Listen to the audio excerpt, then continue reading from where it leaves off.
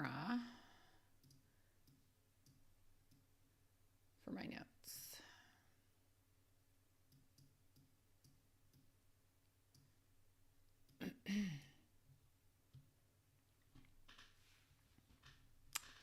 Okay.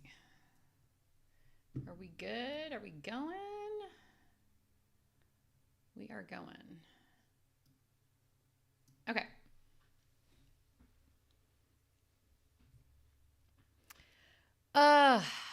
Man, graduation season. Have you guys seen all these videos on the socials about like, he was just my baby in my arms and now he's a young man?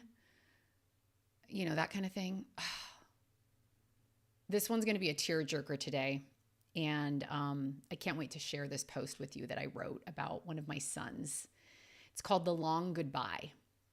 But before we dive into that, welcome. I'm Janie. I'm a joy coach. I help moms just like you become unstuck in whatever you're stuck in, whether it's loving alcohol too much or feeling disconnected with what joy is in your life anymore. Or maybe your kids are getting older and you're struggling with how to navigate that. I know that I've kind of struggled with how to connect with my older kids because they're not really like, oh, yay, mom, I'm home from school. Let's hang out, right? But it's all about finding different and new ways to connect and sort of evolving as a parent with them rather than feeling like because they don't want to sit and hang out with you on the couch that somehow you don't have a great relationship, right? So anything that you're slugging through in life and you just need a new perspective, I like to call myself your own personal cheerleader. Big sister energy is what I'm all about. So if you're interested in working with me one-on-one as a client, please reach out. Look in the episode notes for links to my coaching information, and we can actually just set up a free 30-minute discovery call to see if it's a good fit, and I can share with you what I do and how I would love to support you. But all the information is in the episode notes or online just at my website, shejustglows.com. I have been so weepy this morning, you guys, because if you look at the last 2 episodes of the podcast, they are all about accepting an unwanted future. And that's my journey right now. That is my challenge right now. That I'm in the middle of my biggest life test. And I was like struggling through some feelings this morning. How inconvenient, right? I'm like, I want to record a podcast today. I want to be on camera. We don't need to be having like tears and feelings today. But you know, tears and feelings come in at the most inconvenient times. So we had to process. I called my sister. I reached out to some friends, worked through it, processed it. And then I was like, okay, I'm ready to get ready to record the podcast, right? I'm like, you know, getting my hair in because I'm wearing like fake hair right now. And I had, you know, I was putting on my makeup and stuff. And I literally see an old memory on social media, you guys. So a hack if you are dealing with grief or walking through a painful season of loss like me, turn off those social media memories, man. The one that came up today was like a knife in my heart. But here we are. Life goes on and you're not alone. I think that's the most important thing to remember with whatever you're walking through today. Someone else has shared some sort of the pain or the experience that you are feeling. And I certainly want to share that with you today. So the last couple of episodes were me sharing in a very raw way about what's happening with me and sort of some things that have helped me as I navigate the toughest season of my life. And today, another somewhat depressing title. It's not Accepting an Unwanted Future, but it's The Long Goodbye. And this is what it feels like to raise a young man. So I have 3 boys and a little girl. My sons are currently 14, 13, and 11. My daughter is 8. And recently I've just been wrestling with the way that your relationship with your children changes as they approach the early teenage years, even the preteen years. There's the little pull away. There's the little pull-aways here and there that are very minute, but as a mom, your spidey senses feel that. And I would say this really begins probably in like 5th or 6th grade. Where we live, you start middle school in 6th grade. So certainly by middle school, this is happening. Can't speak to the daughters yet because my daughter is not that age yet. If you have young daughters, let me know if this post hits for you. So I probably should have said this at the beginning, but every other podcast episode, I share a post that I've written on shejustglows.com. I'm a writer at heart. I love podcasting. I love coaching. I love doing videos.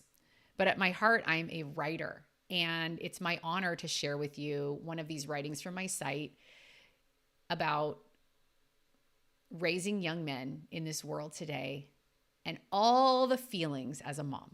So without further ado, let's dive in.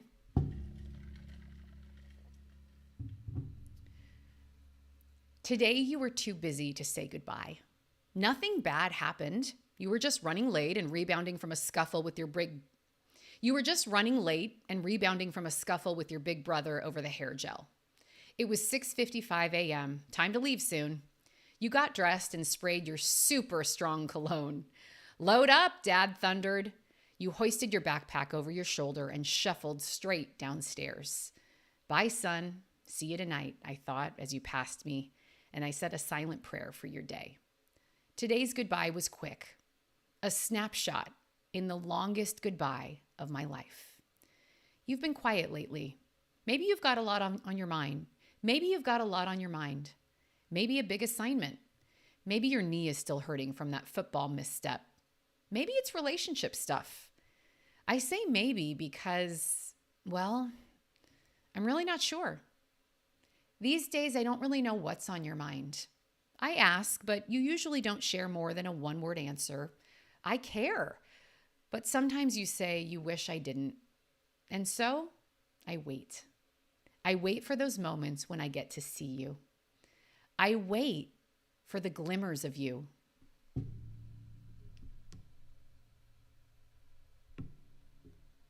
Sorry, Insta. Thank you, LK Browse, for sharing. There's no volume. Okay. Let me know if that's better. Not the you who armors up for middle school every weekday in a wrinkled uniform and a steely countenance. Not the you who looks tough in pictures, holding a stare and a straight face. Not the you who talks tough and crude with his friends, trying to puff up and be funny. The real you. You. The you that comes out in moments when you're tired and mutter, "Love you, Mom." The you that flashes an eye sparkle as you comfort your sister after a bad day. The you who is loving and tender. The you I know. The you worth waiting for. The you who is slowly saying goodbye.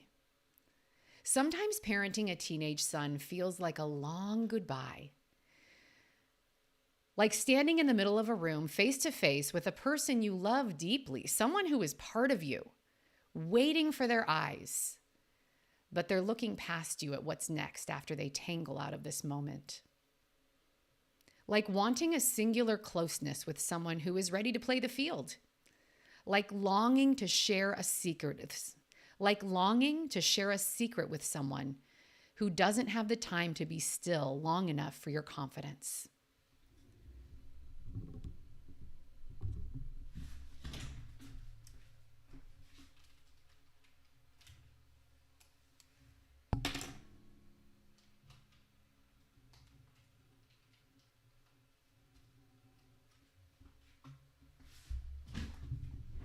Okay, sorry. My volume wasn't working on that one. Okay.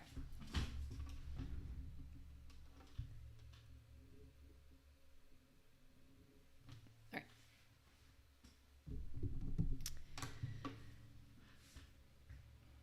There's nothing wrong with it, but we don't always want to say goodbye. And for my mama heart, well, sometimes it hurts. Not in a, oh, you're hurting my feelings and being mean kind of way. It hurts in a different way. It's not an acute slice that's gushing blood, but a deep ache no one can see. a sore spot of sorrow at the back of my throat, like missing someone so badly, but knowing you have to let them go, knowing you need to say goodbye, but it feels too soon. And you know the craziest part? This is exactly how it's supposed to be. And that might be what hurts more. Not because you're doing anything wrong. You're not. In fact, I'd be worried if my teenage son still looked to me for every fact, every experience, every memory, and every expression. Not because you're doing anything wrong. You're not. In fact, I'd be worried if my teenage son still looked to me for every fact, every experience, every memory, and every expression of love. Honestly, it'd be kind of weird. I'm so thankful you're growing into a young man who is independent and wants his space and privacy. It's all totally normal. Exactly what you should be doing. Going out with friends, keeping up with the trends, spouting the lingo. By the way, a full-time job in itself, wink. Experiencing new things. But my dear son, there was a time.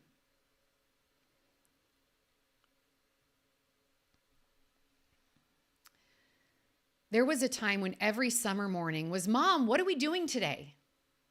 Now it's, Mom, can I hang out with so-and-so today? Oh, yes, there was a time. There was a time you'd bound into our room when the windows were still dark, not a hair past 5 a.m. It's going to be beautiful today, you'd declare as you ripped open the blinds next to our bed. Outside, gray clouds and rain, and my heart smiled. Because even then, I knew you saw the beauty in every person and every experience, even rainy days. Oh, my boy, there was a time. There was a time when your baby sister was crying so badly in Target. I was spooked and frazzled, and I started pushing the cart toward the exit, choking back the tears that had already begun to make my eyes glassy. Wait, Mom. Let me help, you said in your measured tone. And next, your 3-year-old little body gingerly crawled up and over the top of the cart to sit in her carrier. And over the top of the cart to sit next to her carrier. You whispered, "Itsy bitsy spider." Instantly, her face softened, mesmerized by the tender words and gentle care coming from her brother, coming from you. Oh, my sweet boy, there was a time. There was a time when I missed you so much during your naps that I'd sneak into your room, the buzz of the white noise machine shielding your ears from my presence, and I'd gaze at the treasure inside your crib.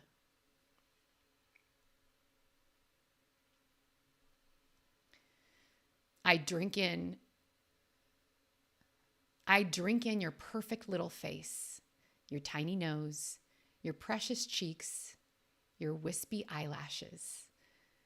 I never had long because if your big brother discovered us, he'd end our special moment with a few loud toddler words. And so I'd savor my 10 stolen seconds with my tiny treasure taking the nap.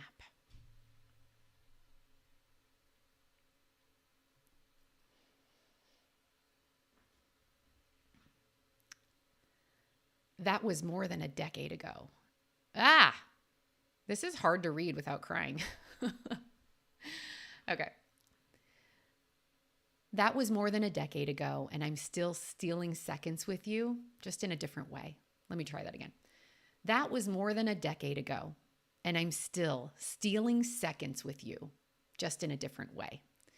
When you reach across the console as I'm driving home from church to bring my hand to yours.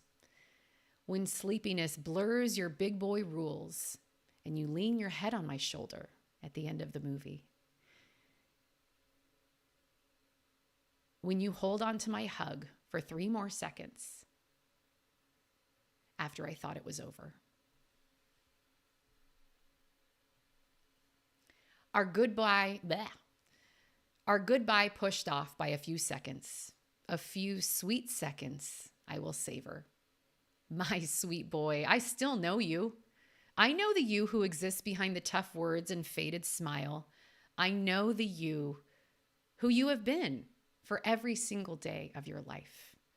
I know all of you. Wait, I know all of who you are. I know all of who you are is still there. It's just tucked away, covered in layers of middle school and needing to be tough. For now, it's not goodbye, just see you later. And for now, I will treasure every glimmer of you I get. Well, reading that without completely breaking down, I feel like I deserve a trophy. But isn't this just the most beautiful but heart-achy season of being a mom?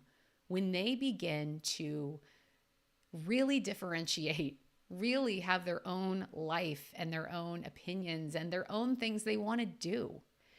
I keep reminding myself, I used to be a teenager. I remember what it's like. I didn't want to hang out with my parents all the time. But now, sitting where I sit, and probably where you sit, as a mom or a dad, watching these precious treasures who were newborns in your arms 5 minutes ago become young men and women, in some cases who are taller than you, can wrestle you into the pool like my son did 2 weeks ago, fully clothed, my hair just curled. We were wrestling and he threw me in the pool and it was hilarious. I loved it. So I want to end this episode sharing some of my favorite ways that I connect with my preteen and teenage boys. Because sitting and expecting the same type of connection in the same type of circumstances isn't realistic, and it only leads to disappointment. My kids aren't going to come over and sit with me most of the time when I'm watching a movie on the couch. But there are ways that I can seek them out and connect with them. But there are ways that I seek them out and connect with them still. One of my favorite ways to do that is making food together. Kids love food, especially teenage boys. They love them some food. So I always want them to feel anticipated, especially now that they're not with me all the time because of what we're going through as a family. When they come back to my house, I want them to feel anticipated, that I prepared for them and nurtured their arrival to my house. So sometimes that means having foods ready that only I make. Like I make these refried beans in the crock pot that I've been making for like over 10 years. It's the easiest recipe. I actually found it because it's like a budget-friendly recipe. I think it was 19 cents per serving was like the name of the post that I found it in probably 12 years ago. And it's like pinto beans, water, salt, cumin, an onion, and garlic. It's literally it. And you just let it sit on low for 8 hours. My kids love these beans so much. And it's just beans. It's just beans. But it's home. And it's mom. And it's a way that I can show love to them in a way that they understand and can consume and digest, right? Pun intended. Another way I love connecting with my teenage boys who do have devices. I'm not completely in favor of that, but that's a conversation for another time.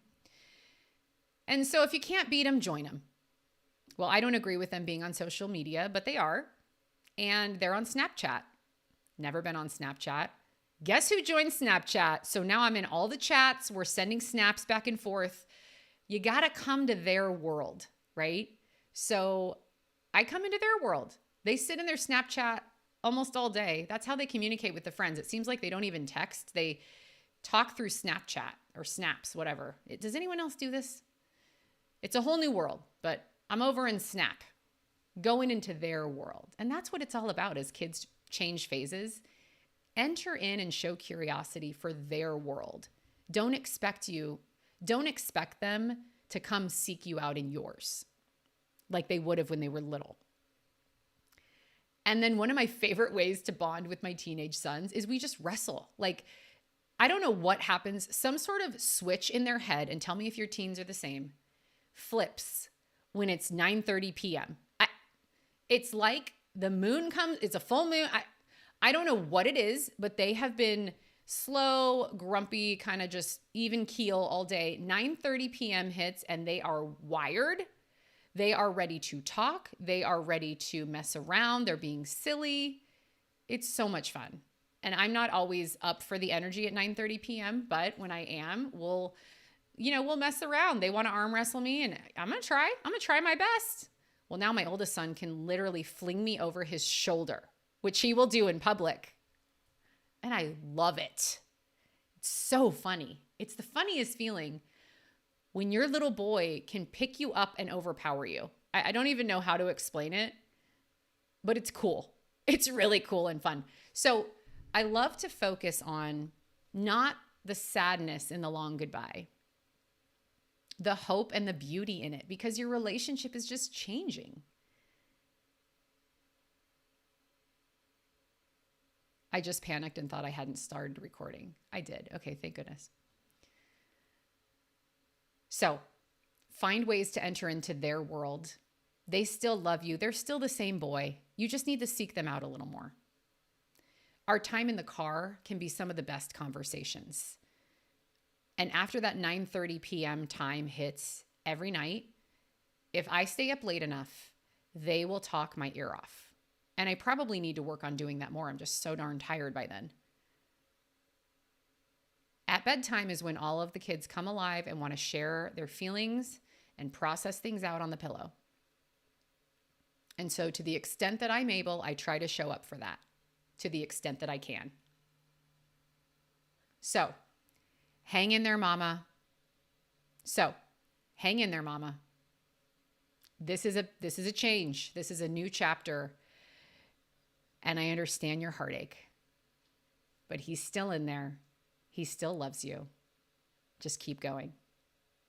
It's still beautiful. It's just a little different now. So I am so glad you guys joined me for today's episode. If you want to connect, please reach out. Sometimes I feel like when I record podcast episodes, they just go out into nowhere because there's not a way to comment really. I mean, you can leave reviews, I guess, on your different podcast apps, which please do. That would be fantastic. But if you want to connect, if you want to share feedback, find me on all of the socials. You can find me at She Just Glows. Instagram, Facebook, TikTok. I mean, I'm on Snapchat, but I don't even know how to use it. I just don't try to look for me there. I don't even know what that app is about. And then you can always email me at janie@shejustglows.com. It would be my honor to connect with you, learn how I can support you, bring you on as a client in my joy coaching practice. However I can serve and support you, please share and let me know. And I will see you next time.